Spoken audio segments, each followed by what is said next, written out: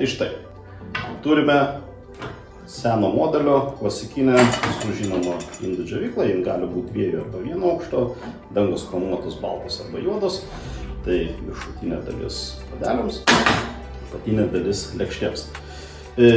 Viskas su jie yra tvarkoje, bet kartais norisi turėti ne tik funkciją, bet ir stilių.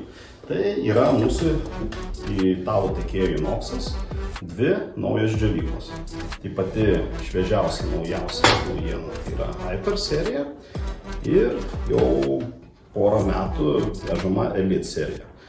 Jos tikrai labai dailios, gero dizaino, šita titanium, šita antracito, miltelinis dažas.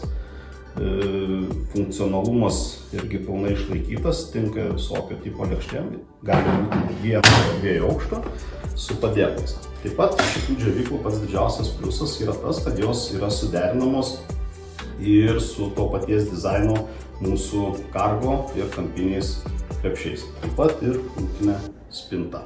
Tai štai mūsų naujasis Hyperis jau valdosi. Ir antras Inoxo gražuolis Elitas.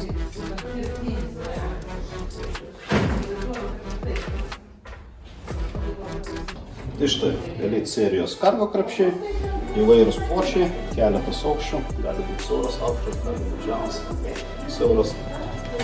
Ir Hyper serijos taip pat kargo krepšių serija, turi labai gerus magnetinius skirtukus. Čia jau dugnas yra su kilimėliu, neslystantis, Elite serijos iš HPL. Na štai, siaurieji aukštieji, Elitas, klasikiniam kolonom, arba Hyperis. Kaip matom, talpa didelė, aukštis, standartinis, su galimu pareguliavimu. Taip pat Inoxos talpiniai mechanizmai.